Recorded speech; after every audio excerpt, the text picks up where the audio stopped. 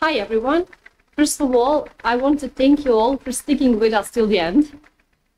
I hope you're not too tired and you will have enough strength to go through this last session. My name is Marija Petrović, and in this session titled Mediating Experience, we have three, I would say, amazing lectures. First, we will hear from Anna Georgiou from the Department of Philosophy of the Catholic University of Leuven. Her presentation is titled The Idea of University and the Concept of Useful Knowledge. Anna? Thank you so much. So my project is on the idea of university, the concept of useful knowledge, and is part of a chapter that I'm working on from my PhD thesis. And to start with, by the term idea of university, broadly speaking, refer to the question as to what should be the aim of the university, the purpose of university. What does the university stand for and what does it aim to achieve? And within this framework, the production and dissemination of knowledge is primordial to the mission of the university. The question that arises, however, is what kind of knowledge universities should pursue. And in particular, should the university pursue knowledge for its inherent value, or should the university pursue knowledge with the ultimate objective to address and resolve the challenges that society faces? And this question unveils the concept of usefulness and the concept of useful knowledge. When is knowledge useful to us? Consider this example. In the early 20th century, Albert Einstein's theory of relativity was considered a purely theoretical construct with no immediate practical use. So we could say that back then, Einstein's theory was useless in practical terms to society. Today, however, is the foundation of technologies such as GPS, satellite communications, which makes it extremely useful in our everyday lives. Given that, we arrive to these research questions. The first one, what does it mean for knowledge to be useful? When is knowledge useful to us? And consequently, what kind of knowledge universities should pursue? So in other words, these questions aim to uncover the question as to what makes knowledge valuable. And this is important because it helps us to navigate on how universities should tailor their teaching and research practices. So in this presentation, I will first give you an overview of the current debate in academia related to the concept of useful knowledge. On the one side, we have the intrinsic value, and on the other side, the direct utility of knowledge. There are two opposing views, and we could say there is a tension in academia on that.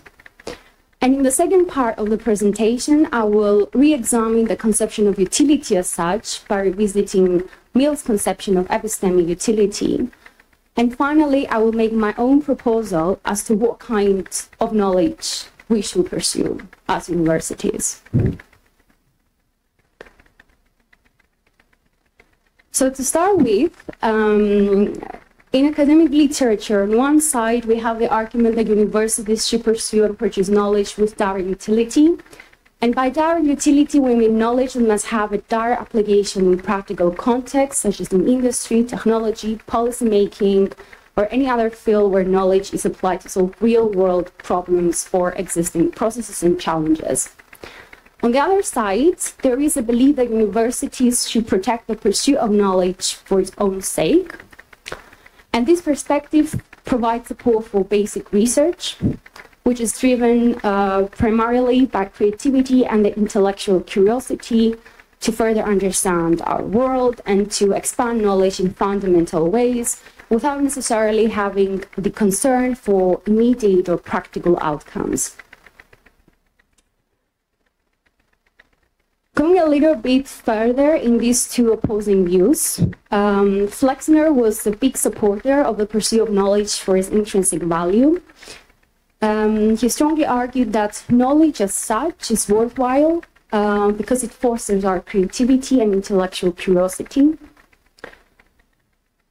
He also critiques narrow utilitarianism. He emphasized that what may seem useless today could prove invaluable in the future, like the example of Einstein.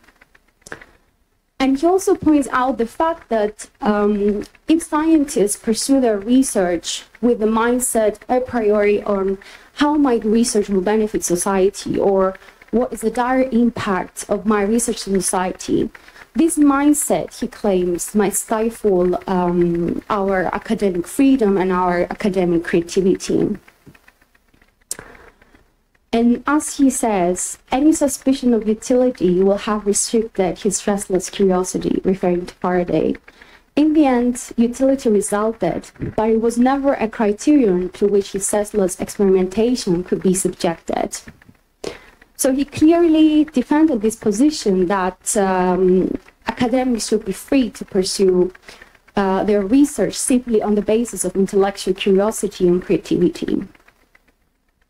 On the other end, however, Gibbons and his colleagues have argued that we live in a rapidly changing society. And as a result, there's a transformative shift in how knowledge is produced and utilized. And this kind of knowledge is focused on practical applications, interdisciplinarity, and societal engagement. Knowledge is produced in the context of application and is driven by real-world challenges. And in consequence to that, the research questions are often shaped by societal needs, industry demands, or specific issues that require immediate solutions. So overall, from my research, I have found that there's this tension in contemporary literature on higher education among these two views, which are both worthwhile, but they're in the two extremes. We can also see that there is a tension in the academic environment as well. So moving on to the second part of the presentation, I will first explore the concept of utility as such in order to further understand the concept of epistemic utility. And in doing so, I revisited Mill's conception of epistemic utility and utility. And why Mill? Because Mill was a big proponent of utilitarianism. So it's worthwhile exploring how he defined the notion of utility as such. So Mill distinguishes between two kinds of utilitarianism, between narrow and broad utilitarianism.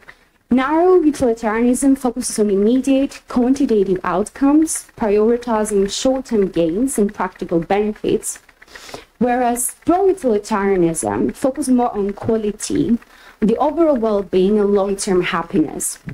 And because of that, this broader view suggests that utility should not be measured purely by short-term results, but by the deeper, more lasting benefits that enhance the quality of life. And central to this broader view of utilitarianism is also his concept of self-development. And by self-development, he refers to the personal growth and individuality of an individual. And he highlights that focusing on that is important in order to have a better quality of life, one that does not focus on short-term material gains. And self-development is central to his utilitarianism because it prevents it from becoming a narrow and quantitative approach. So what does this tell us about the utility of knowledge? So Mill's broader perspective highlights that knowledge should not be viewed merely for its practical applications, but we should view knowledge for a more holistic perspective that addresses other dimensions. In particular, in his work on liberty, Mill identifies 5 domains in which knowledge could be or is useful to us.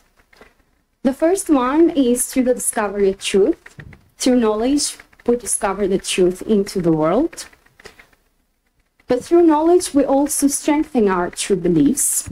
And this is made in his defense for support for open dialogue and exchange of ideas. Knowledge is also useful for moral and intellectual progress. So through knowledge, we tend to scrutinize outdated ideas, customs, beliefs. And this way, we become rational thinking students, then citizens, and therefore also more just citizens. Knowledge also avoids intellectual stagnation. So Mill believes that just like our bodies, our mental faculties need also to be exercised, and knowledge is necessary for that. And as he characteristically says, if there were nothing new to be done in this world, would human intellect cease to be necessary? Which I find a really provoking question. And finally, for Mill, knowledge is important for empowerment and autonomy. Knowledge empowers individuals to make informed decisions, exercise autonomy, and participate effectively in democratic society. And this way, it supports both individual freedom and collective governance. So through his support for the development of the self, he believes that this is necessary in order to have a good state in the long run. As he says, the worth of the state in the long run is the worth of the individuals composing it.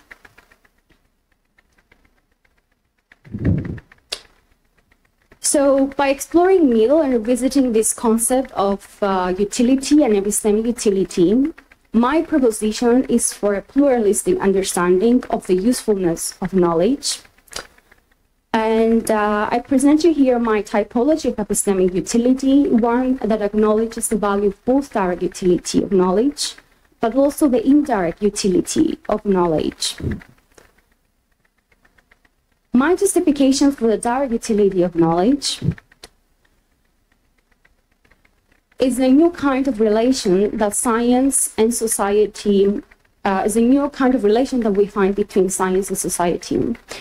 So historically, science used to have a one-way relationship model with society. So scientists just produce the results and then just communicating to the public without much feedback or influence from societal concerns. But nowadays, we can see that this is a two-way model. The society connects to science by proposing new challenges, new research questions. And this makes the pursuit of knowledge for direct utility essential to address pressing issues and support innovation in a rapidly changing world. At the same time, however, I acknowledge the value and the pursuit of knowledge for its own sake, and hence support for basic research. And this is because while interdisciplinary research is crucial in today's world, it cannot function without the support of basic research, without having the foundational knowledge that supports this work. So each discipline offers essential theoretical frameworks that are needed to support and inform the broader and integrative approaches of interdisciplinary work. In addition, I think that just educating students for real-world application and utility, it will also restrict them or limit their ability to fully grasp their field. Because it's like educating doctors just to operate, or surgeons just to make the technical part without providing them the groundwork of biology or of chemistry. And I think relying only on problem-based learning will restrict students' ability to fully grasp and fully understand their field. So my proposition, as I've said, is for a pluralistic understanding of knowledge, and hence in policymaking as well. So first one is the support for direct utility of knowledge with immediate practical application. This includes the pursuit of knowledge for technological innovations, medical advancements, policy solutions, something that has quantitative, clear, measurable impacts in society. But also, I support the pursuit of knowledge for its indirect utility, first of all, for its long-term impact of fundamental research, which is the support that many, which is a claim that many scholars have defended, like Flexner. Also, knowledge is useful for our self-development, for our intellectual, moral, and personal growth. It forces our critical thinking, ethical reasoning, and personal autonomy, aligning with Mill's broader view of human development. And lastly, knowledge indirectly fosters social cohesion and critical discourse by encouraging individuals to engage in open dialogue, challenging injustices, and promoting for citizenship. So ultimately, this cultivates a more engaged and empathetic and equitable society. It aligns with Mill's broader vision of utilitarianism and a more vibrant democracy, a more progressive society as well. So again, to sum up, having re-examined the concept of utility as such, I argue that there are different kinds of the term utility, not only the narrow sense, but also the broader sense. And given that, I advocate for a more pluralistic conception of epistemic utility, one that embraces both the direct utility, but also the indirect utility. The direct utility referring to immediate tangible outcomes, but also the indirect utility that aligns more with Mill's broader humanistic perspective.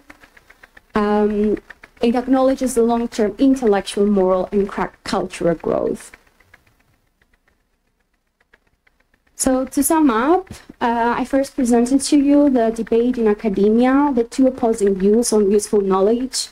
We have on one side the claim that knowledge should be pursued for its own sake, without direct effect to the market or to society.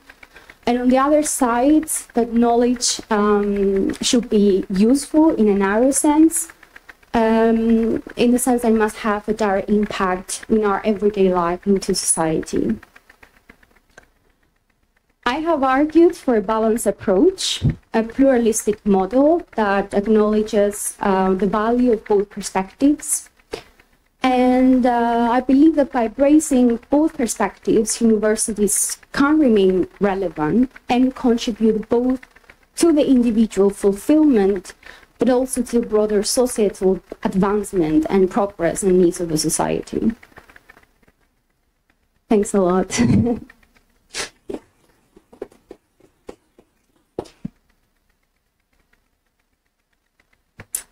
Anna, thank you so much. Next, we will hear from Anna Bukhtoyarova, an independent researcher and also our very own member of the EduLab of the Institute for Philosophy and Social Theory of the University of Belgrade, and Mikhail Bukhtoyarov from Siberian Federal University and also from our very own EduLab. Their presentation is titled Cut, Muted, Disconnected, Rethinking Educational Experience of a Digitized Teacher. Please go. Is it? Yes. Hello, everyone. I hope everybody hears us well.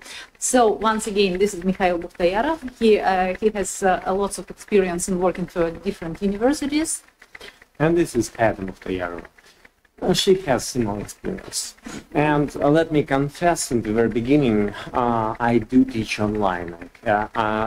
For the recent 4 years, at least 3 years, I have been teaching solely only online.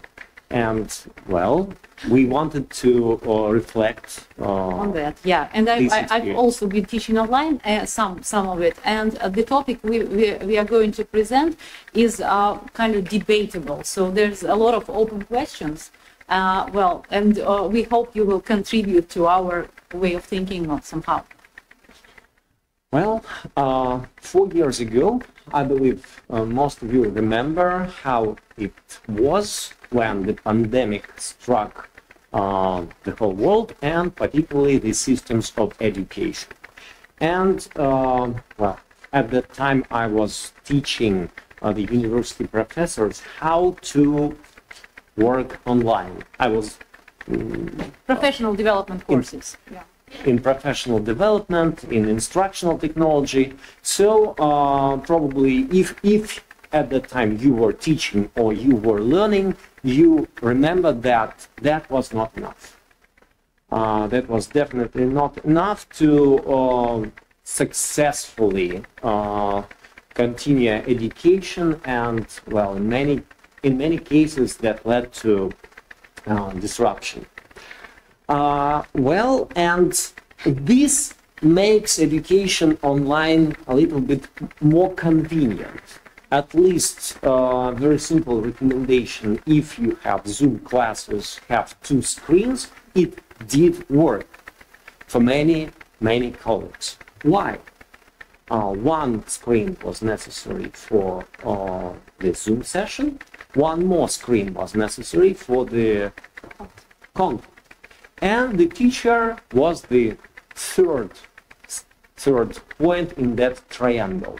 And here I would like to refer to our first speaker in this conference with the triangular model of the teaching of the education. So in this case, the teacher would be in front of the screen, and their social presence would be the Zoom session, and some kind of world representation would be content. Well, but still, we also needed headphones and good webcam and broadband.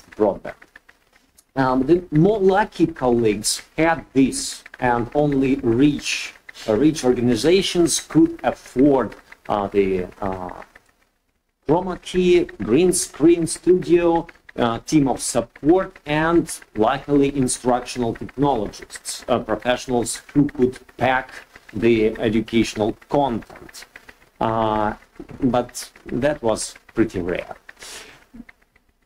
Well, of course, after such a big disruption, there was a lot of research that was trying to reflect, this is just to name a few, reflect on the teaching experience of pandemic. Okay, the most was on learning experience, but also quite a lot of research on teaching experience. And we try to look through, we try to analyze the responses, and one of the aspects that came. This is something that, in different rephrasing, our colleagues also told us that with digital teaching, you cannot actually achieve authentic teaching. And that's not only from the papers, it's also from the experience of our colleagues who actually could not really suffered a lot and could not achieve the results they wanted with the tools we could provide. Yes. And we tried to help them, but not always successfully. Here I would like to refer to the first presentation in this conference, make kind of circle. I rely on Dewey's approach to experience, and what is important in this citation, in this quote, is the last 2 lines. The empirical and experimental philosophy is something that is really necessary for successful experience. And here, in our case, experience of teaching with the tools, with the online tools.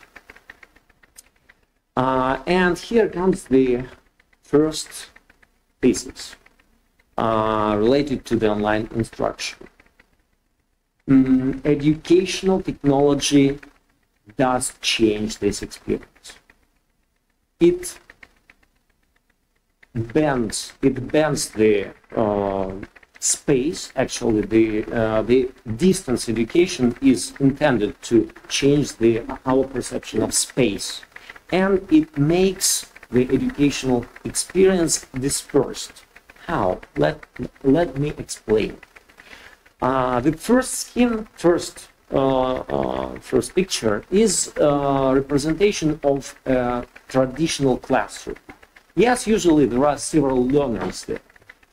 And the teacher deals with the situation when learners are in the same time, same place, and they, well, in the literature, this is usually called learning environment. Sometimes there is also educational environment used interchangeably, but actually these are 2 different concepts. because learning environment, it focuses on the learner.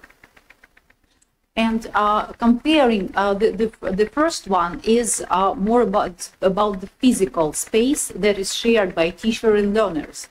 And if you look at the second, the scheme 2, we can see there's learner, and this is already about digital, and he still interacts, but he interacts not with the teacher and other learners. He interacts with the thing. He interacts with an object, well, plastic box, basically.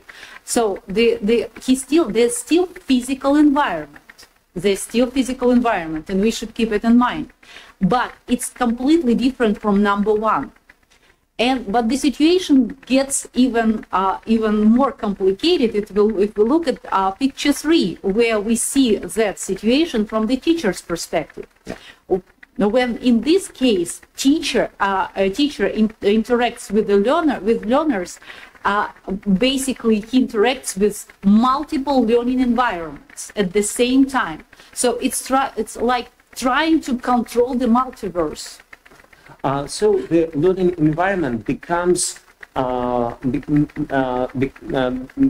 something really complex, like multifaceted eye of an insect, and the teacher has to keep in mind when designing the curriculum, designing the course, instructional materials, the whole process. It requires keeping in mind that all these environments are overlapping only in one part, in one particular space. It's virtual interface. And the interface can be the only thing that actually is repeated in these environments. Shared, yes.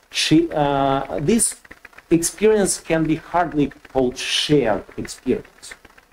And sometimes these environments can be really unpredictable. And we all know how during the pandemic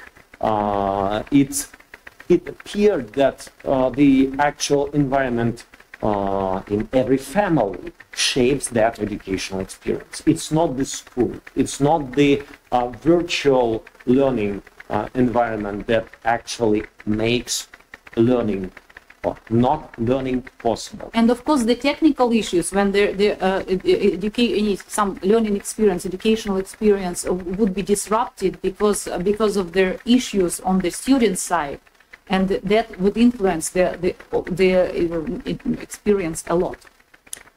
Well, and let me explain the second thesis to you.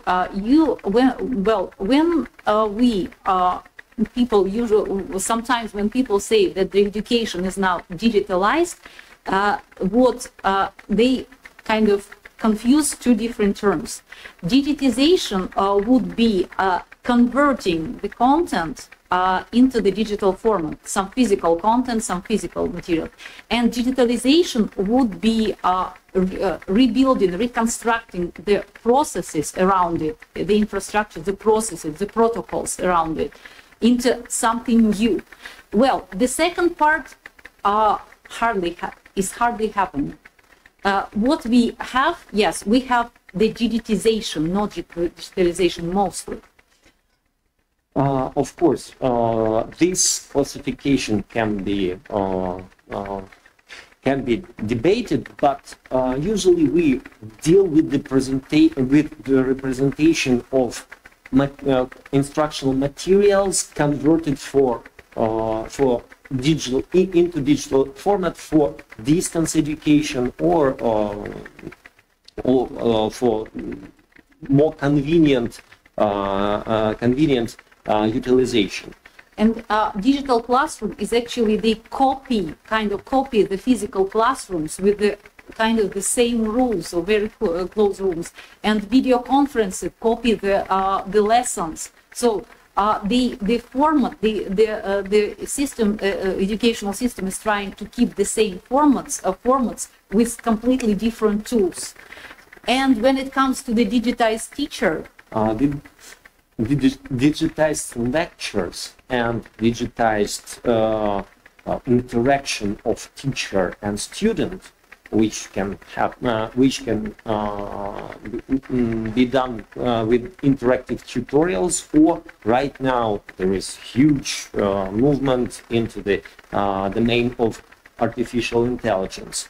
Well, you have to understand that digitized materials require a lot of work from the teacher as a designer. It's a completely different role. And when we actually faced the necessity to convert lectures into that digitized format, it appeared that it's a completely different experience. The university professors could not simply stand in front of the camera. They could not convert their very advanced traditional lectures into short videos, 6-10 minutes long.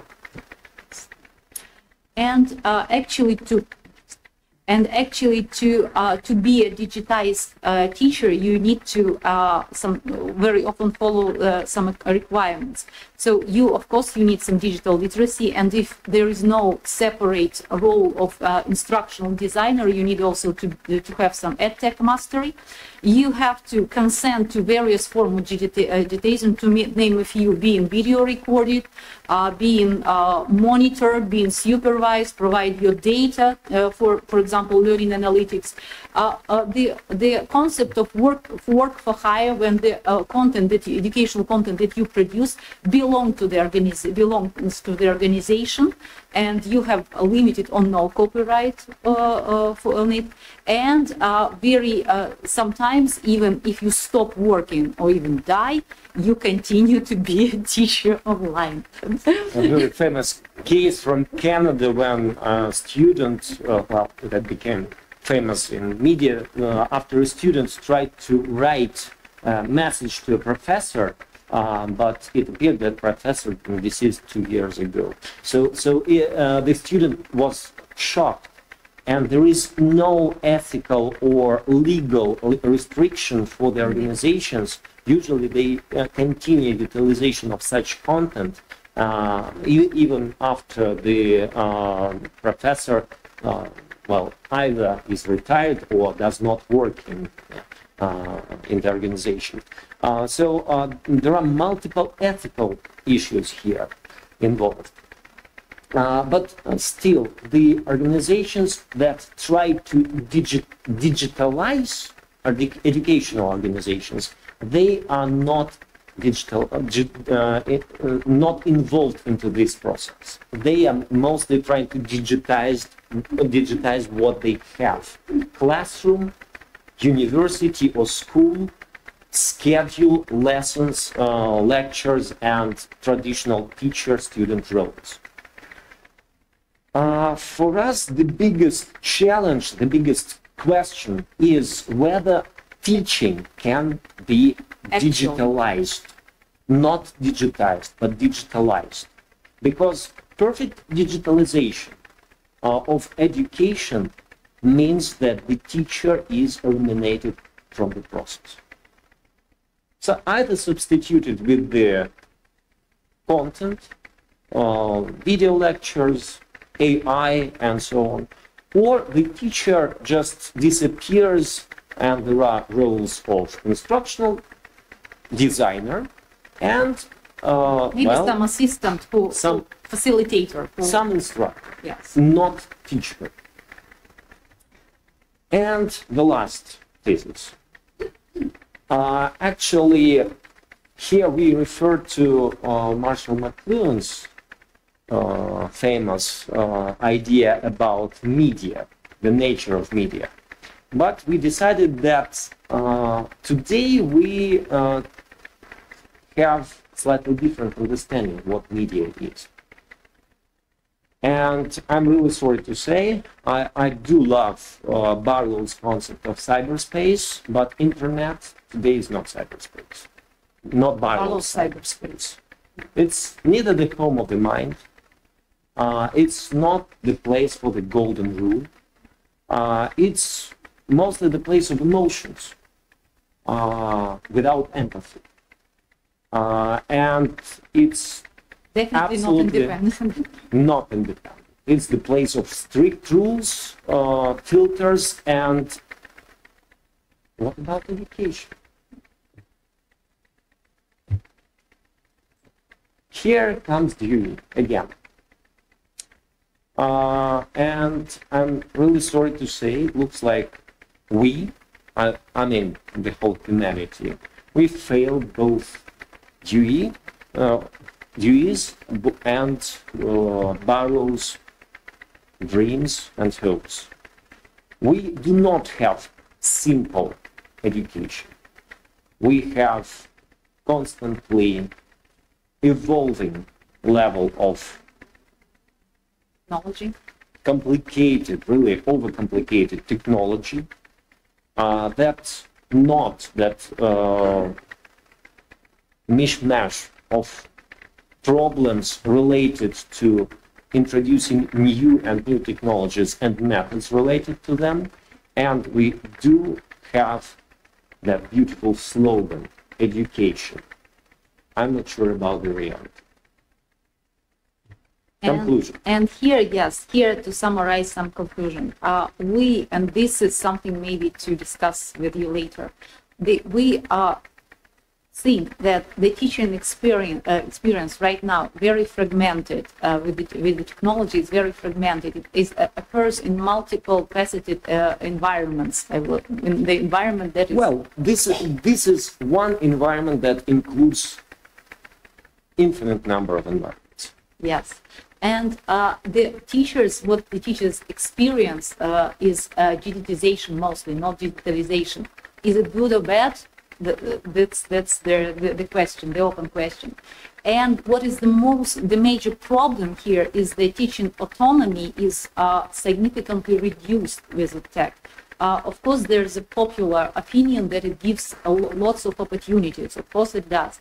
But the teacher's autonomy, especially when there are particular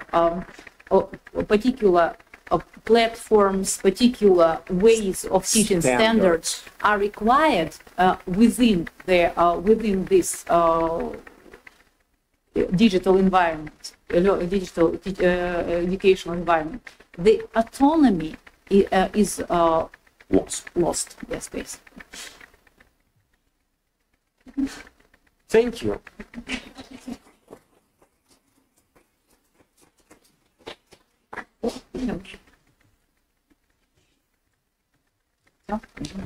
Thank you both so much. Last presentation for today will be given by Nataša Lacković, educational researcher from Lancaster University. Her presentation is titled, "What is post-digital literacy and how does it engage with the world? An ecological, socio-material, and relational framing on literacy." Nataša, you have the floor. Thank you very much. Is it? Oh, okay. Okay, I'll move. Can I just move like this? Yeah, I'm invisible. Maybe I want to remain invisible. Maybe I want to hide from the camera. Is this okay now? Yes?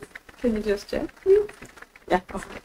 Fabulous. Okay, so thank you very much for the introduction, and thank you everyone for attending this session. And you can see that I just slightly changed the title, but the content is the same. It is about an ecological and relational framing of literacy in an age of digital immersion, and post-digital literacy, or the entire approach is a critical approach to engaging with digital media. So let us move on. So I will first introduce that concept of post-digital, and I will give a few illustrations to underpin that concept, and then I will introduce post-digital literacy as a relational and ecological view of education and literacy. And I'm doing this kind of hierarchical introduction, but actually the whole presentation covers these things. And then I will talk about post-digital literacy through its defining elements. And these three elements that are linked to that ecological and relational framing of literacy are entanglement, digital materiality, and spatiotemporality. And I'll zoom in on some examples. So, okay, so I was in a cafe yesterday, and this is what I saw. So I saw some young people at the opposite table interacting with technology in this way. So they were very engaged, and they all used their phones, and they were showing certain things to each other. They were laughing. They seemed very engaged with their mobile phones. So what I want to say is that this relatively recent way of communicating, this particular way of communicating with mobile phones can be viewed as a post-digital event or a post-digital encounter because technology has become an integral part of daily communication. And I think my presentation has slightly shifted because I designed it in Mac. And when you actually, this is the technology challenges that I will actually refer to, but also Mikhail and also refer to because that's really something that we need to think about. So yes, technology has become an integral part of daily communication, and this is what, if I was to summarize what post-digital literacy is about considering this new way of communicating, this new condition, so to speak. And these are some also images that I think are related to the post-digital condition or post-digital encounters or engagement with the environment and technology. So you can see, I don't know how many people present here commute and then work on the train. I mean, this is what I do very often. Yes, and this is very interesting. I also provided the pictures. You can see here on the left-hand side, because I was thinking about an article that I read that actually claims that physics proves that you cannot text and drive. It was really interesting. And also there is a person just walking and interacting with their mobile phone. So this is what happens quite often, and we can just go outside and actually look around ourselves and then see these kinds of engagements. So this has shifted a bit, so I'll try to keep up in the spirit of the presentation and try to think what I actually was the first sentence. So so basically, what this means as for educators is to consider how they can redirect students' attention with and from digital devices in between the virtually and the physically real life. And this is again like referring back to our first presentation about directing attention. So I'm just trying to build on that and present it in this slide. So is then the educator's role to redirect student attention in terms of, with and from digital devices in between that virtual and physically real life. So let's think about that. And then again, we continue with this really jumbled up presentation. Students can engage in activities that stimulate critical and analytical reflection and dialogue about their experiences and interpretations of, as well as speculations about different types of experiences that are in between these physically and virtually life experiences. So this is again my suggestion in terms of how we can think about what our students are doing then in this post-digital, let's say, times, or I don't know how we can call it. Okay, this looks okay, the slide. So along the same lines, the notion of the post-digital then signifies a shift from a very traditional approach to digital technology presence in our lives and education, and also digital technology research that does not actively consider the body and the environment. So the role of the body and the relationship between the technology, digital devices, and our bodies and the environment. So that's a shift from that, this separation, to something that is actually exploratory. So to exploring the integration or interconnectedness of socio-material structures and individual attention. And I'm using this, I think, quite nice illustration from Georgiou, and he wrote in the Medium about what is ecosophy or ecological philosophy, and some of you would be familiar with ecological philosophy. So this is this loop in between socio-material structures and individual attention. So this is what is actually happening in today's post-digital encounters and environments. And this is where our students are actually immersed within these kinds of interactions and loops. So we can also talk about culture, nature, technology construct, or about body-mind relationships, or how these things interrelate, and abstract concrete interrelatedness.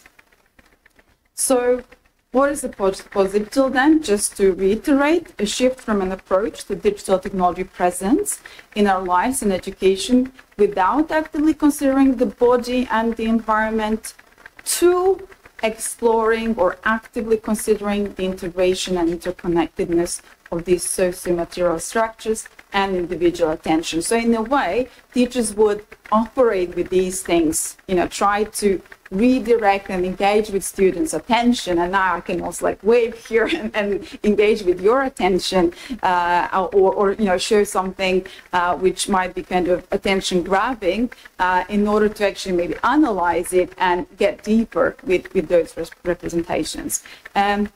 So post-digital, the term, I find this, I always laugh when I think about a term that sucks, but it is useful. And it was actually, in a way, I would say, made quite popular or popularized by Kramer. It is a space of in-betweenness, of blurred boundaries between the virtual and the physically real, emblematic of this seamless infiltration of digital technology into all spaces of our life.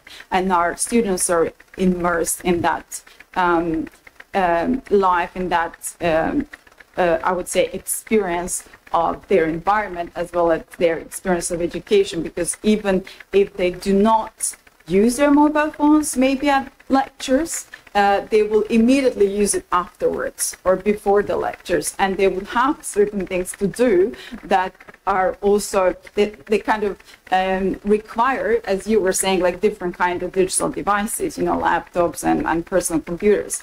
So it signifies an ecological and relational approach to how we live with digital technology. It can be seen as affiliated with an ecosophy, or ecological philosophy that I mentioned earlier, like the approaches of Felix Guattari or Arne Næss, the Norwegian philosopher. So it does not glorify, Næss proposed, the deep ecology approach, for example.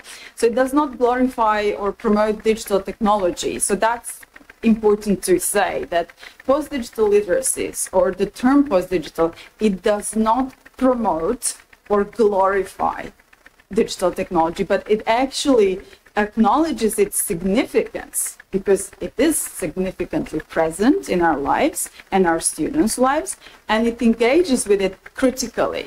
So in that way, post is not after the digital technology, but it's basically after this moment where we are, that we are all experiences where in most places in the world, and I think most is also very important to be stressed, we are so immersed in these digital environments through our digital devices, and it has become in a way almost seamless that we carry these devices with ourselves. So the post-digital literacy is then connected, and it's concerned with critical analysis of how different media, beings, artifacts, and environments relate in communicated acts and events. So that's what post-digital literacy would be concerned with. And it also is concerned with how, you know, these different media, beings, artifacts, environments, how they shape each other and with what effects, what kind of changes, adaptations, and attentional directions happen in this new media and communication landscape, because there are some new things happening there. But it's also concerned with power relations, with inequalities and the politics of communication and meanings underpinned by these, you know, new techno ambitions, developments, and mediations. And it's also an extension of the classical literacy, the literacy that we are aware of, that we know, and other notions of literacy, you know, like critical media literacy, digital civic literacies, and the latest notion of pluriversal literacies, because the pluriversal literacies is trying to embrace all of these different, quite, you know, I would say extensive notions of literacy and literacies.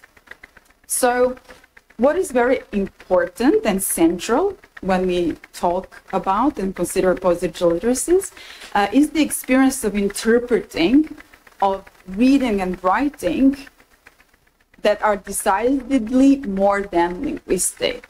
And you would probably now think of or remember that I do refer to bodies, to, you know, that kind of lack of consideration in traditional research in technology, even, let's say, you know, technology-enhanced learning research, that does not really consider the role of the body and the role of the environment and how these different things come together, and all other things, of course, emotions and representations. So this is just an example that illustrates this kind of what are their differences. So if someone can make arithmetic multiplication virtually in the mind, and then they will make it with pen and paper, and then they would use an electronic calculator. These different activities, they are different actions that corroborate to understanding multiplication, not independently of, but across media. So we do think with media, we do think with artifacts, we do think with tools. So that's why we need a kind of point of reference for our thinking. Yes, we can think, nobody says that we cannot think without tools, but tools are, I would think, essential for the development of students' minds and knowledge, that growth of knowledge. So 3 elemental characteristics of post-digital literacies would be entanglement, the notion of entanglement. So if we think about that event that is happening, you know, the picture that you saw of the person in front of a laptop, the young people interacting with mobile phones in a cafe, there is this entanglement. Things are being interweaved, the social, cultural, material context. And what we need to do, we need to kind of detangle these, to analyze them, and analyze these as transmedial interfaces and interface scenes. So in a moment, I will introduce that concept of the interface scene. And we need to think about digital matter, because digital media are material in certain ways. I think, you know, it's not that I think, I mean, Leonardi talked about that, but I think it's very important to consider that digital devices they're devices, they have some weight. And I will just show in a moment that when we walk around and let's say we have our laptops in our backpacks, that's digital matter, because it's actually hardware. It's really something that interacts with our body, but it also has an effect on our bodies. And then there's digital representation, for example, which is how things are represented digitally. So images that we interact, they represent the world in certain ways. So they represent the materiality of the world. And then spatiotemporality, accounts for that flow of presence and also absence across online and offline environments and platforms. So again, that they incorporate challenges around equity, power, and values. So here are some examples of digital materiality. So I just mentioned the person with a backpack walking around, so they're carrying something in their bag, but potentially they have laptop or representation. So digital representation is when we see different representation, for example, on YouTube videos or on social media platforms such as Instagram. And then digital matter also is represented here in relation to cobalt mining in Congo, because this is just part of what digital matter constitutes, batteries. And batteries, they come from some resources. And the question is, how are we engaging students with this? I would say, like, itineraries or cycles of production and mobilities that come into place, the kind of transportations and all the other kind of logistics that come into place when we talk and think about technologies. So here is something that I think some of you that were that went for a walk yesterday can relate to, but just in general, this is a photograph. I think that was Virginia Tech conference, one of their conferences, and I thought this was a very interesting photograph because I was thinking, okay, there's digital matter there, the physical laptop inside this person's backpack, most probably. And then something else is happening. The camera creates this digital representation of this person presenting. So that's, again, digital materiality, because this is a real material person who is represented through this picture. And then what we can then see here in terms of post-digital and post-digital literacy is this digital media human environmental interface or transmedial interface. And there should be, because I put a hyphen between digital, so it's kind of this hybrid environment. And this is happening across space and time. There is some time there, and it occupies certain space. So this is just the picture to illustrate what I mean by all that, maybe heavy terminology or theory behind that. So if we think about interface themes, what they mean in education is that there are these salient moments in interfacing that punctuate students' attention. So whether we are working with tools or we are working in front of a laptop, and they can be described as a type of interface weightness or gravity, which signifies salient attentional or informational content and information focus. And this is what happens. Let's say, imagine ourselves working as scholars, as academics and teachers, preparing a lecture, and then we have so many tabs open.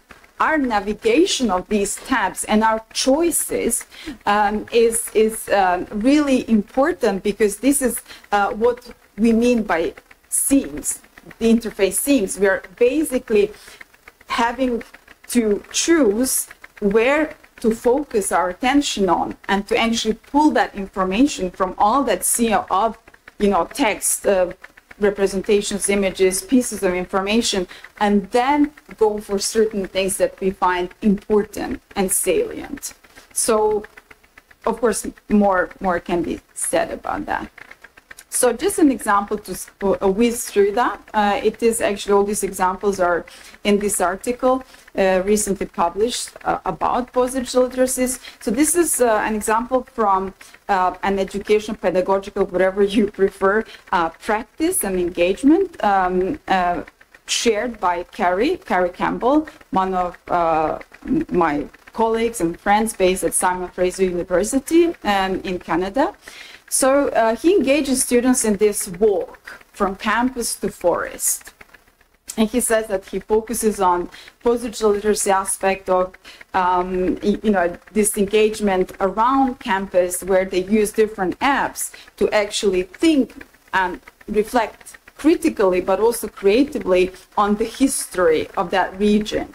And anyone who is interested, let's say, in post-colonialism would be also interested in these kind of practices. So the students, they engage digitally with these ecological, historical, and artistic sites on their personal devices, and they're also looking up sculptures and local artwork, identifying local plants on a variety of apps, and they collect multimodal fieldwork through GIS tools or GIS tools, such as Field Maps app.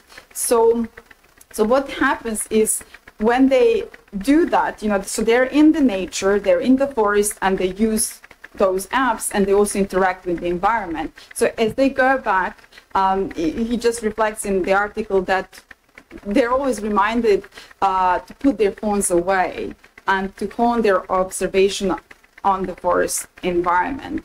And then they index all kinds of environmental science, interspecies events, and they're prompted to actually think about what is this? What is this? What does this mean? What does this mean, and what constitutes an interaction event? And when they're back in the classroom, they inquire, they dialogue, they reflect on what they experienced, and they kind of shift back and forth between these different types of media. So they might even collect maybe some plants. So, the conversation always shifts in between, and then, attention moves from one thing to another. So peers and the teacher mediate that and directs that. So, you can imagine what happens during these walks. Things get pictured, photographed. So what Carrie says is that this is a specific spatial-temporal practice that can be understood as digital counter-mapping. And actually, digital counter-mapping is quite a well-known methodology that uses maps and mapping practices to critically reflect on some, deep and problematic social issues or cultural problems, experiences in different places, and this is very interesting. At least his students report that it's very interesting to use these maps to critically analyze sociocultural and environmental phenomena. And they also display that digital materiality in terms of how places are represented digitally and how we can actually use those places for critical reflection.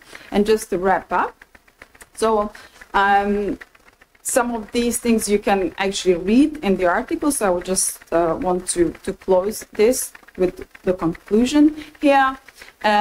Post-digital literacy, this is post-digital literacy is a new concept, and it promotes a holistic, ecological, and relational view of literacy and educational experiences through shifts and integration across virtual and physical worlds, or world. So I always put that question mark, worlds. So that's why I was thinking about worlds. So in that way, relational and multimodal approaches to education, which post-digital literacy is part of, suggests a version of world-centered education. That's what I think. Perhaps world-centered education, where different worlds of the teacher, of the students, of the environment, of these digital devices, they interweave and interact to form educational experience. So, thank you.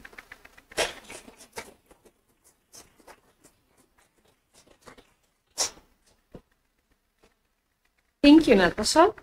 And I want to thank all four of our lecturers one more time. All of your presentations were phenomenal and, at least to me, somewhat eye-opening. So I am looking forward for the discussion. Do we have any questions from the audience?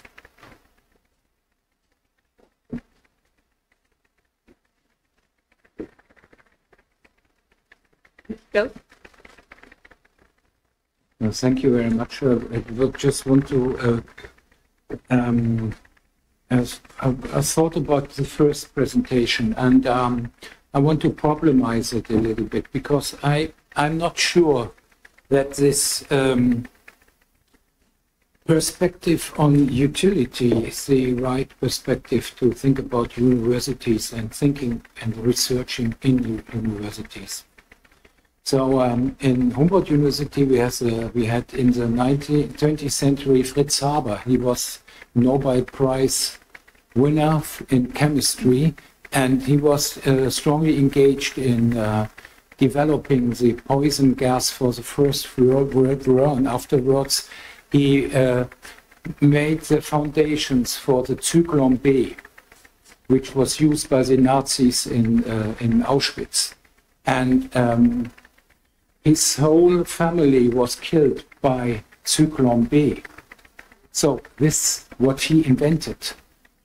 And this is one stuff we have in Humboldt University. But this leads me to the question, it is not only the knowledge we can use, it should be the question what knowledge should be used.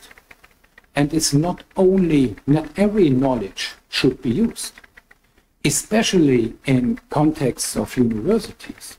So racist or organic theories shouldn't be used. Or research on war or on weapons, perhaps. They are highly problematic. So this is an ethical point and leads to the question Adorno Horkheimer was putting, what about the responsibility of the researchers? Not only the society and the economy, which are wanting everything from us, but we are in the position to think about. It's like Oppenheimer. Yeah? He developed the atom bomb. Afterwards, he was thinking about it and said, oh, sorry, but I did want this. So we have to think about not only about what they want from us or what is usable and what we can apply somehow. Perhaps it should be this responsibility or responsibility we should take up as researchers in university, and then there's another perspective on it. Yeah, thanks a lot for your input. Actually, it's a really strong argument. And your input stresses the connection between science and politics, or university and politics as well. But for the ethical consideration, I will say that the ethical consideration is actually part of the university. I mean, when you apply for a grant, you definitely have to say, how does this ethically contributes to society? So it's something that is kind of addressed already. But to say that the society should not pose its concerns to the university, or we should neglect that, it also denies the positive impact that university has to actually real-world challenges. So, for example, with COVID-19, will someone come up and say, no, sorry, as a university is not my responsibility, so I would just investigate about COVID whenever I want? So it's something that the university contributed positively. So I'm not against pursuing knowledge for utility, but I agree with you that the ethical considerations should be taken strictly into consideration, which is something that we've done as research councils. We have to specify how this is done. But to ensure that, we also have to examine the link between the state and the university. Because if the state is funded by, if the university is funded by the state, and you have a regime that has has a lot of control over the university, then there is a risk that the science will be used for manipulative purposes. So yeah. Yes, but the Nazi state was very happy about this invention. Yeah, and they said, okay, we invest in this, and it's very good for us. Yeah, it's very cheap, and so on. So.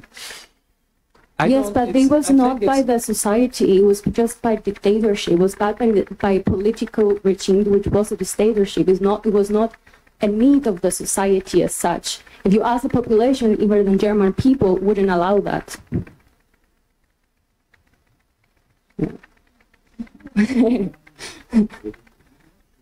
No, there are a lot of actually studies that show that the Germans disagree with the dictatorship.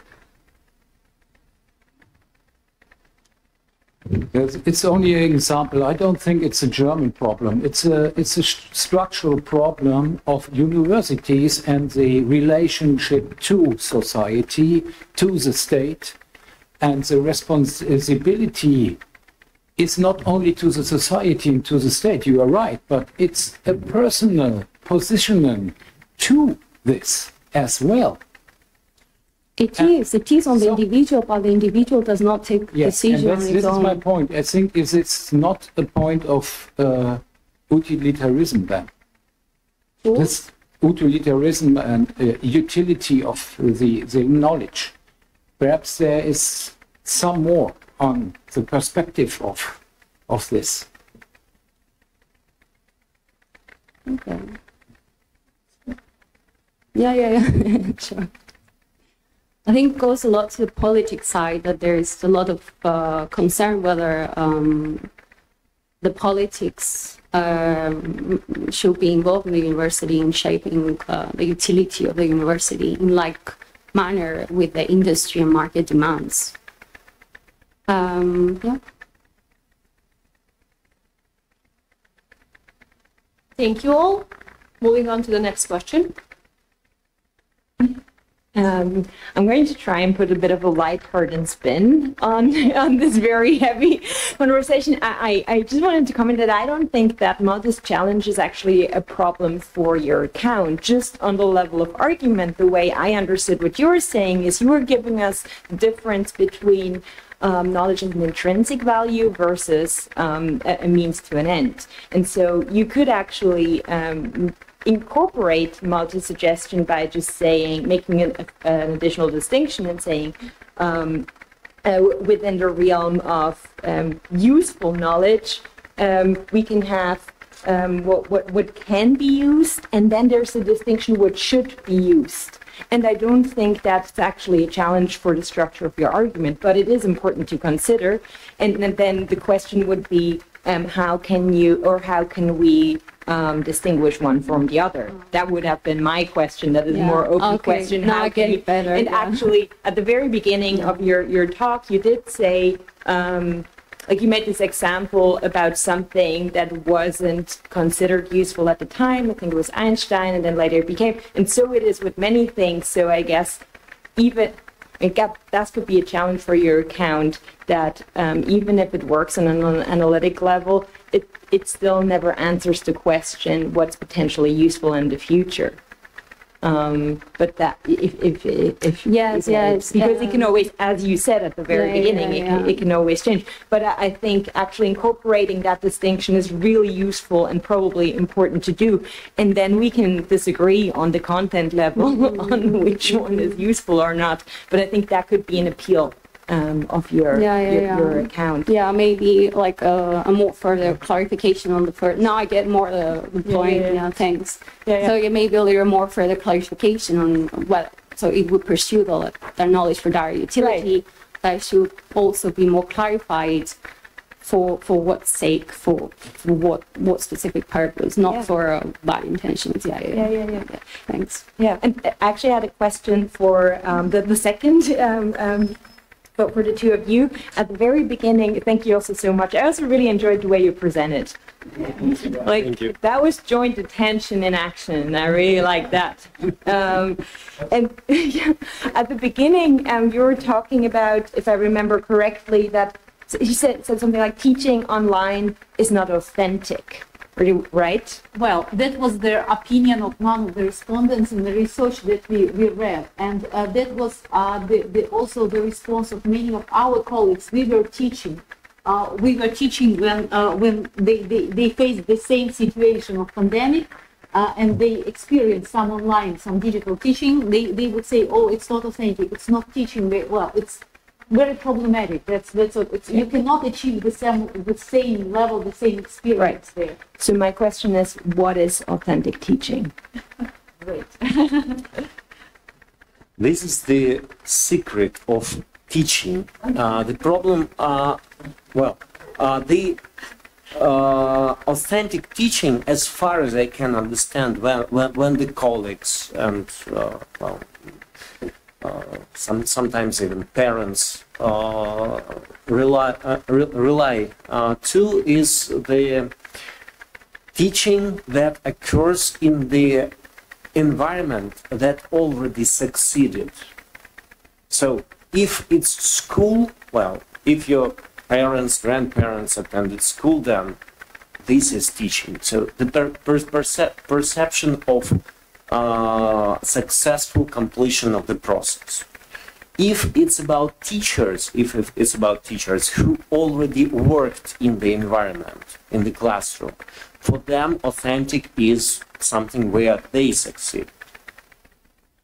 So in case of online environment, it's difficult for newcomer to evaluate that experience and to compare it, this experience, because online environment gives you absolutely different perception. It's here.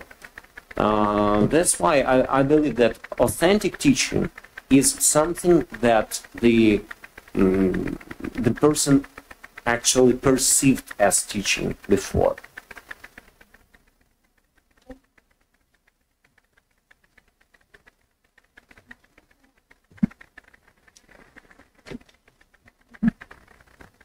Thank you all. Next question.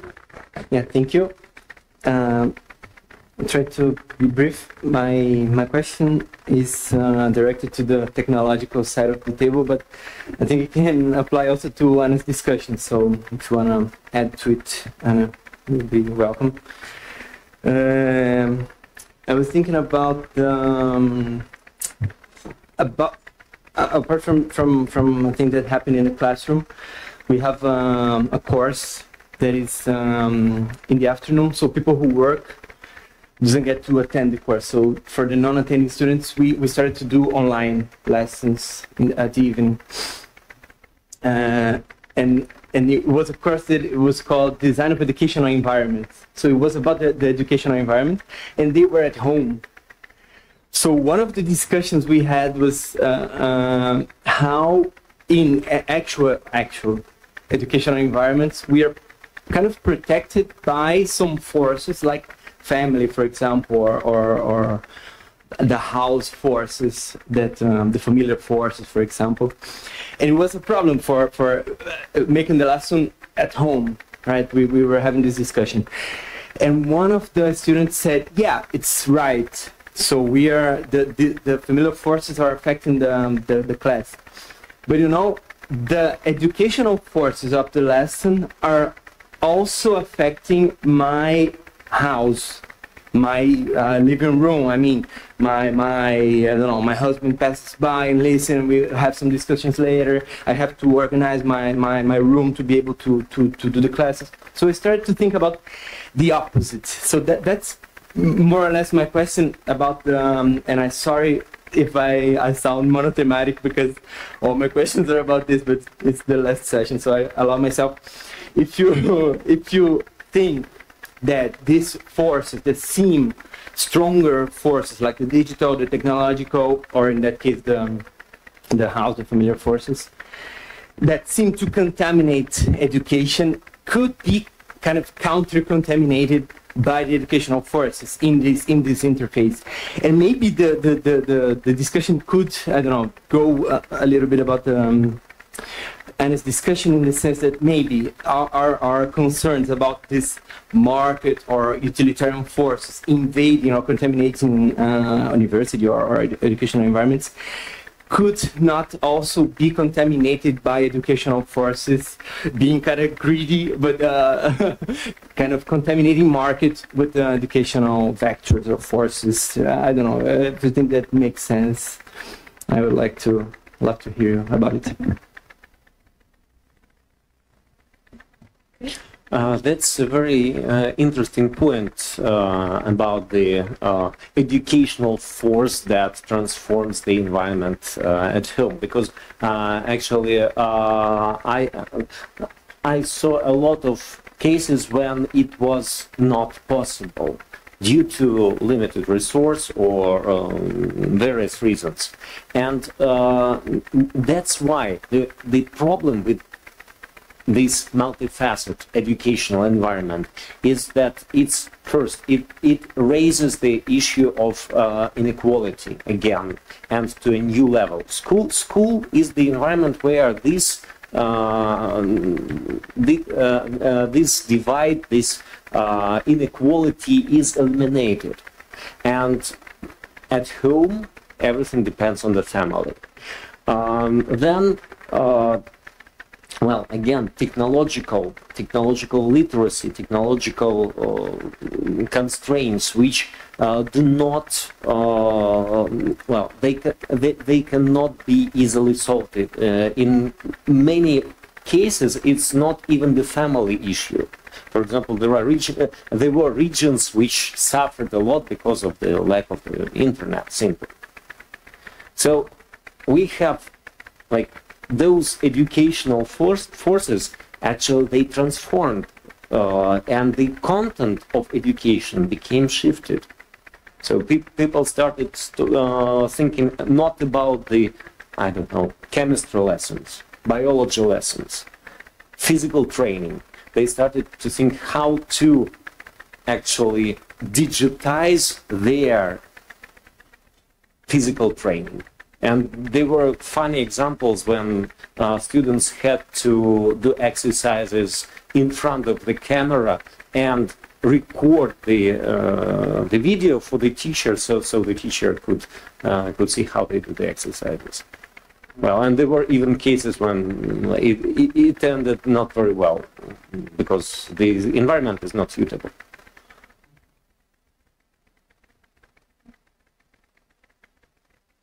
Okay, just briefly, I think the question is not really about technology or not, but the question is about relationships. That's what I think. I think, you know, to what extent technology contributes to enriching relationships in education or not. Because I think generally we tend to polarize. I mean, to go into those polar opposites, is this or that. But in most cases, probably it's just the midway, and it's just really understanding what is important. So I think what is important is relationships, values, to understand kind of what kind of values we have as educators and as students, to understand their values and where they're coming from. So yeah, I think I would that would be my answer. So I think do you see what I mean? So it's not really about the war between these two sides. It's something.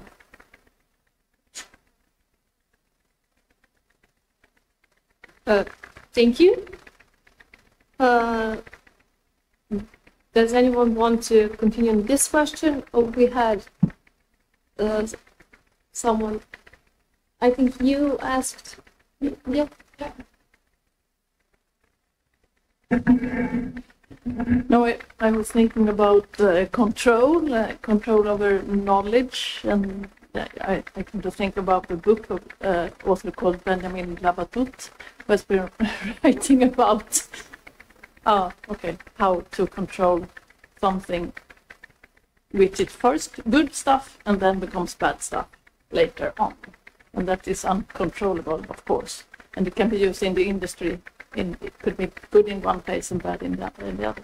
But then I come to think about the teacher's control and losing control in this digital era, and about this triangle with, that is, now we have some kind of 4 corners having to control.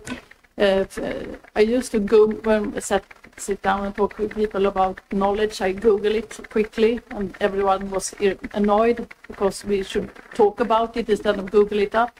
And now when you take this walk, I think we hear something, we put our phones up, and then we expand the word in so quickly and have new associations which we can bring with us.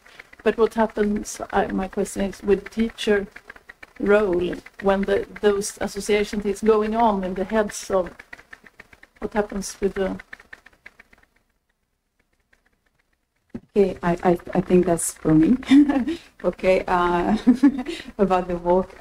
Yeah, so I suppose teacher would just do whatever teachers do. You know, I don't think that would change or that has changed. So they would really pay attention, okay, to what's happening in the environment and then react, adapt to the environment. I think there is such a great value in, let's say, face-to-face teaching and face-to-face experiences, because we can react immediately to facial expressions of the students that are in front of us, and you're quite right. There are so many things happening, you know, in that space. So that's why the whole, I suppose, the whole cycle of the activity creates space to focus on things, because I think in, you know, the times that some people, you know, call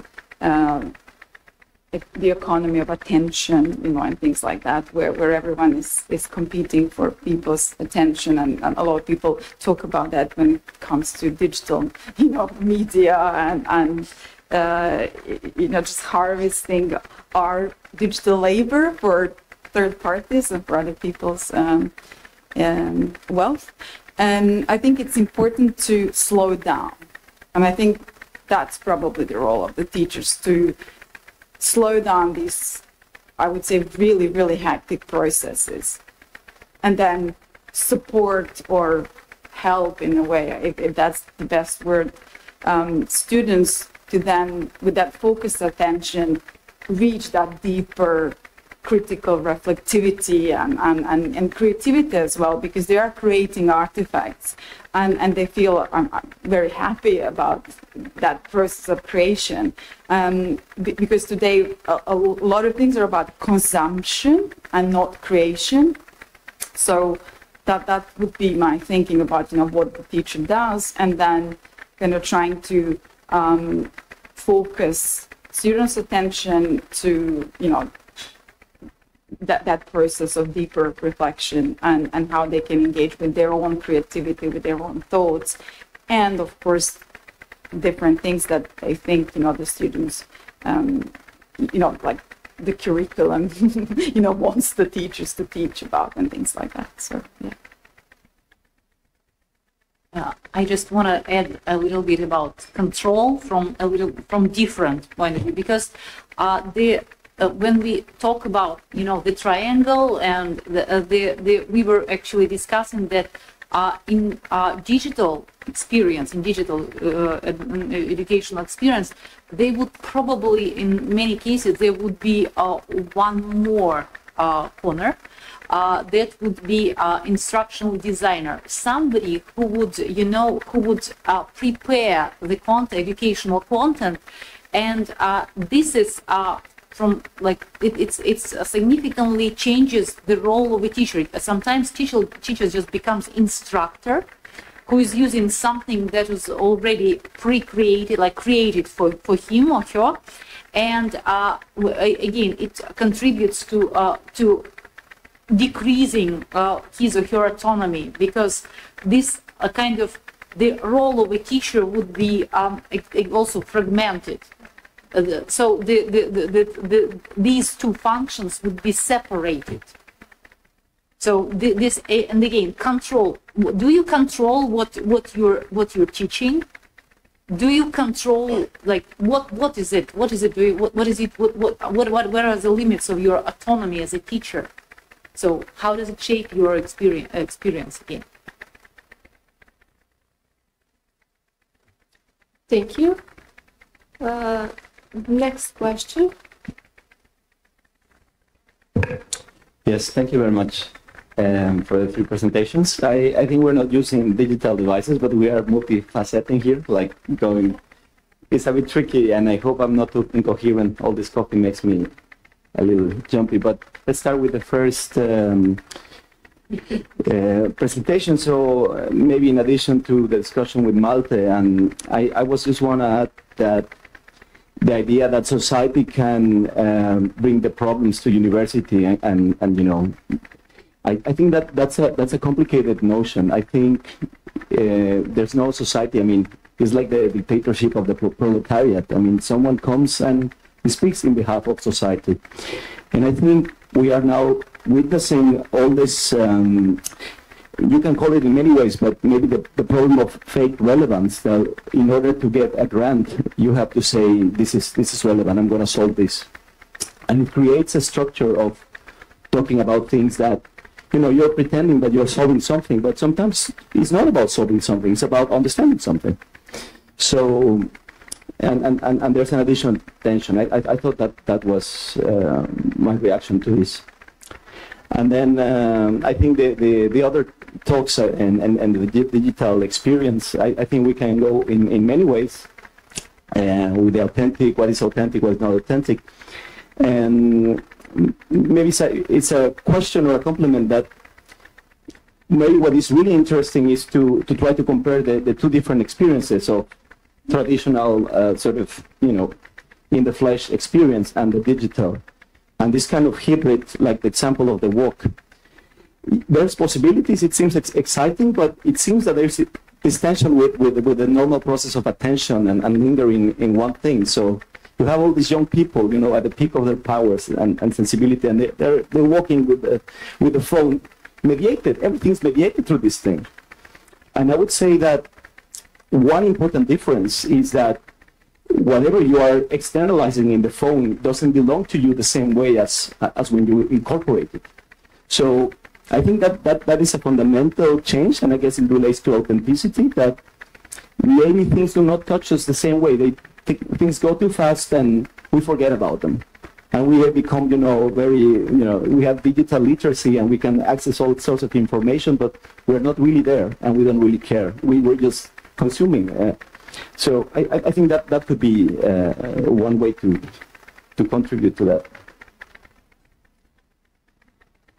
Okay, just to answer that, yeah, that completely aligns, you know, with my answer just a moment ago, because I think part of that post-digital literacy is to actually talk about moments when we are not with technology. So that's, I mean, I'm not sure if it was that clear on the slide because it was a bit jumbled up, but it's kind of with and without technology. It's how we actually are in the world with and without technology. And you know, that's a very good point about the speed. For example, Paul Virilio talks about dromology, you know, how everything has been accelerated, and of course that's partly due to the modern development of technologies and, you know, especially with visualization technologies, etc.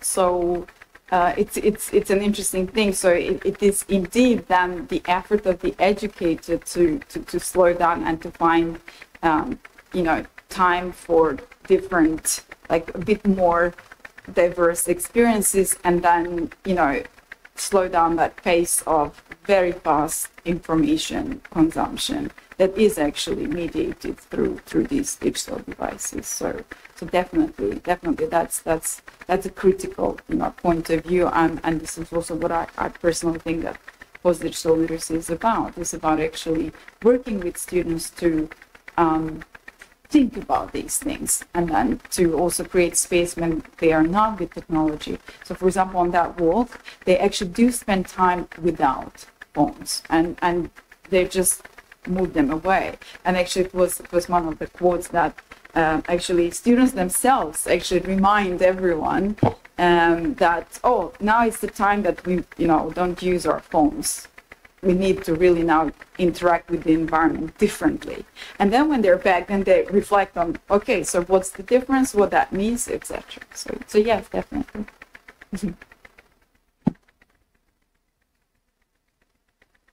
Hi. So I have to clarify something that you mentioned, the term society, or the society come back to university poses question, and by the term society or real world issue, we refer to the problems that involve all of us as citizens, like the environmental crisis or finding the vaccine for COVID-19. So I refer to these kind of issues, not to what the political regime I have in mind demands for the university to do something. And this relationship, society and science, I think that it's really important that the university gained throughout the years, because in the past it was just an elite institution, ivory tower, not connected with society. But nowadays we see that it actively contributes to the well-being of its citizens overall. But after the discussion here, I mean, with the ethical consideration and how a scientific discovery might be used in a bad way, I'm actually also considering this that it should be an aspect that the university needs to take into account. I think it takes into account, like when you apply for something or a grant, you have to justify it. And the research councils are very strict on how this will benefit, and they examine it a lot. But yes, maybe further control needs to be put on that. Because nowadays many actors are involved in the funding. We have the industry, the market, the state. So it's a new phenomenon. So yeah, it's also a good research question to think, like how to control all these factors.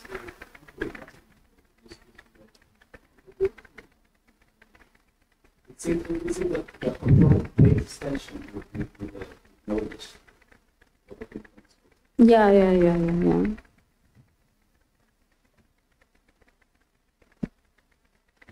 Okay, talking about consumption, right? Well, if I understood your comment correctly, even before the pandemic, we discovered, like we were teaching, the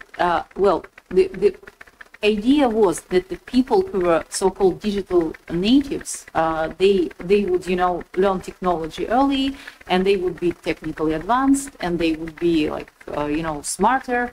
And it turned out that there's no correlation, basically. So they would consume, but they would not like always create something with the technology. So they would, yeah.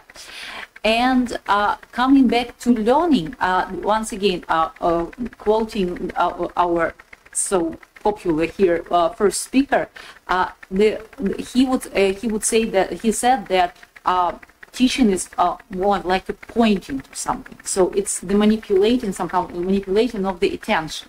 And when you are in the digital environment, like the pointing to something is really different when in the physical environment.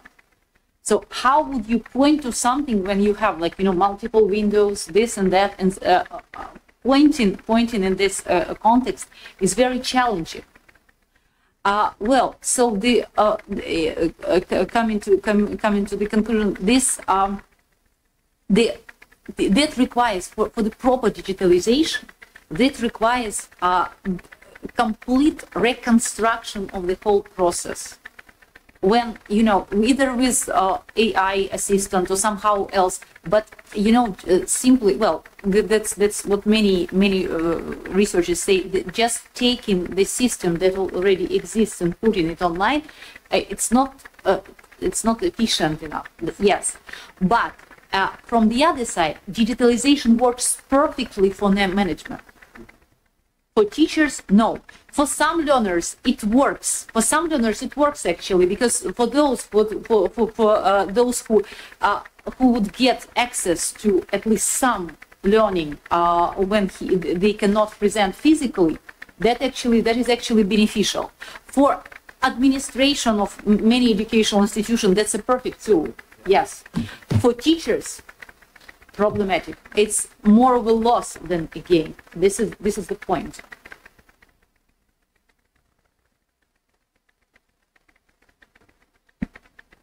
Thank you all. Next question comes from Olga. Okay, I have one question for Nataša, and the other is for Mikhail and Anna. Actually, my question is very similar to the previous one to you. It is about slowing down in a sense and going back to even older forms of technology. There is also one trend that I'm noticing is picking up these days, like using these older phones that don't have notifications, internet, and so on. Also, radio or these older technologies. So in that, also some schools are banning mobile phones in the classroom and so on. So there is a kind of a critical stance towards this that is starting to show up. And that's why, I mean, regarding post-digital, I think it can incorporate, of course, this, like you said, but also it just, I had a bit of an impression that it is taken for granted that this is now our life. We just live with phones, and I mean, that is how it's going to be. This is now the way it has become the condition of our social existence, in a sense. So, like, it seems that there are two sides to the post-digital approach. Maybe it's more of a comment. If you have some response to it.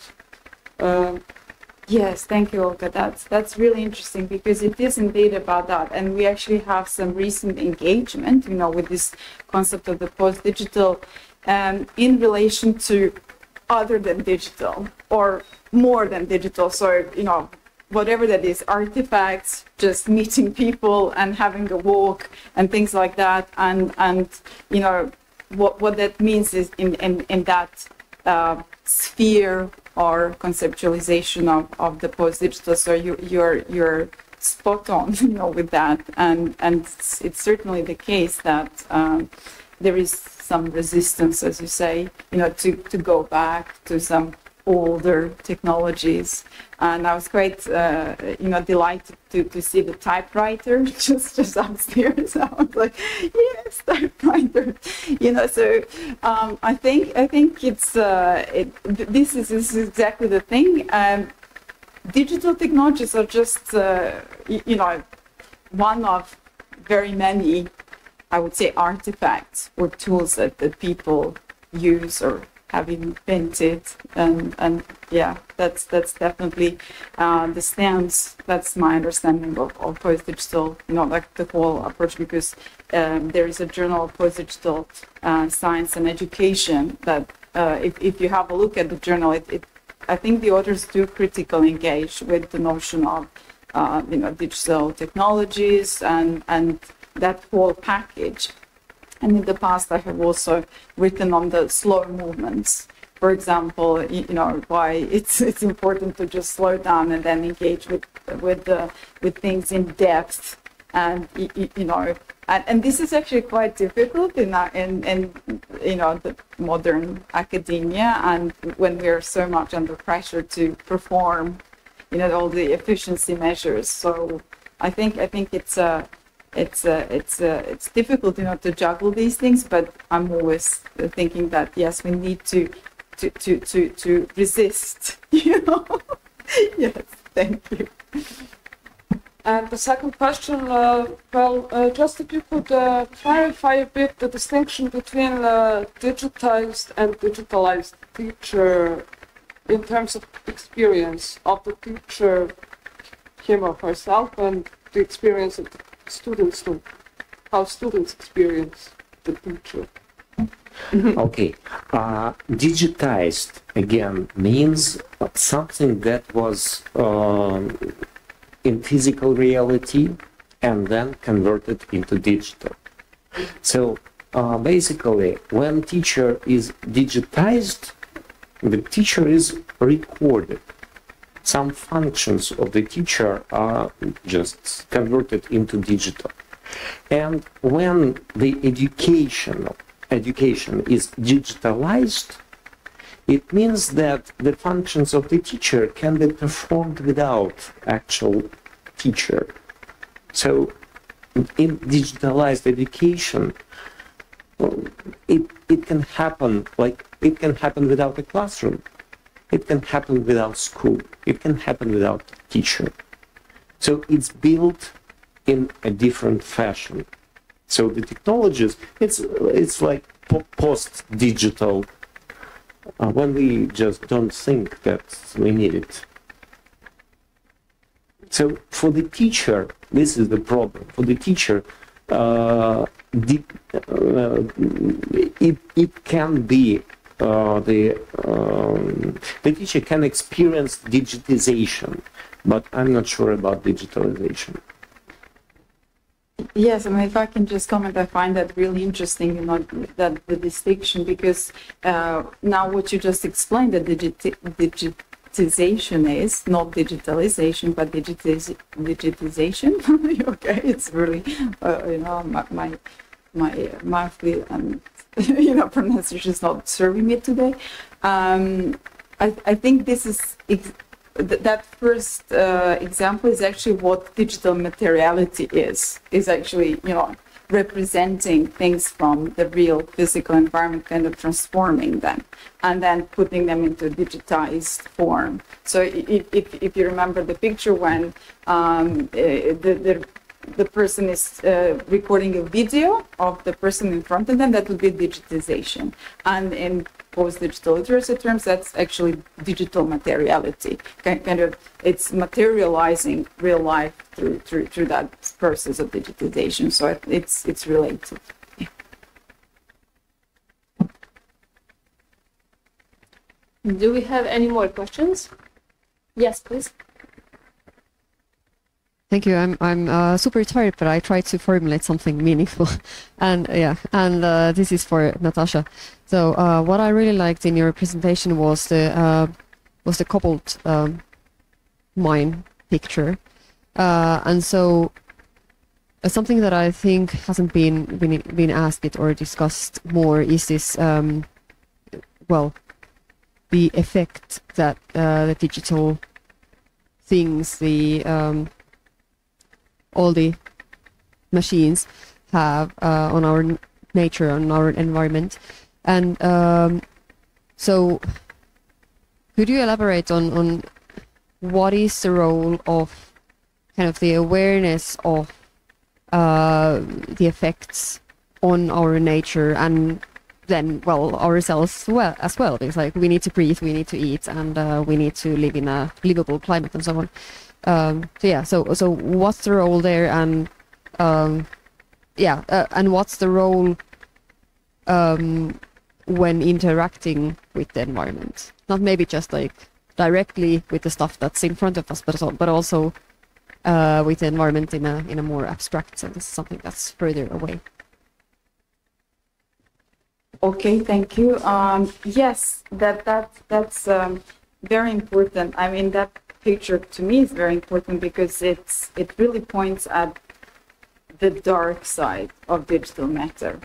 Because if you remember, you know, what digital materiality kind of consists of is digital matter, which is this hardware or, you know, batteries, all the resources that are mined, so that, you know, we have our mobile phones and technology, I mean, laptops and etc.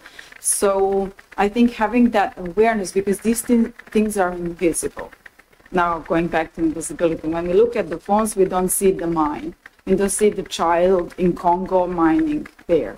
So I think that's why we need to make that as educators visible to our students, so that we can help students, support students, develop that critical awareness. Awareness as I usually say, like kind of relational agents in the world, so that, because whatever we do, whatever we have, whatever we interact with is in relation to something, in relation to something else in the world, whether that's material, social, cultural, or ideological, right?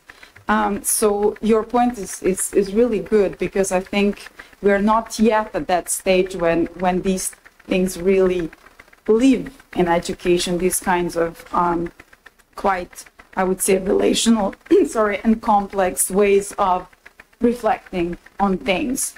But hopefully, I think there is, I can sense an interest in that, and I think things are moving forward in that sense. So yes, I think if you ask me what I think about it, if that's important, I think that's really important to think about these different sides of digital technology, but just generally knowledge, because in one most recent work, if I may refer to that, we've published that book this year, which is called Relational and Multimodal Higher Education. We actually argue that this awareness, which is relational agentic awareness, is very important to cultivating students, so that they understand that it's not just technology, but it's also knowledge that always relates to some external matter, like materials, environments, ecological approach to education, as well as technology as a very specific artifact. And then it's a quite a kind of sociomaterial approach to thinking about what knowledge is. And yes, I think this can help teachers raise questions about it. If you think about it in that way, kind of things are material, they're environmental, they're social, ideological. I think that's a good start, I suppose. Am I answering your question? Yes. Okay. Thank you, everyone. We have time for one more short question. Do we have any more questions from the audience? Okay, if not, I would like to thank you all. Once again, thank you for wonderful presentations. Thank you all for very insightful questions. And thank you for staying till the end.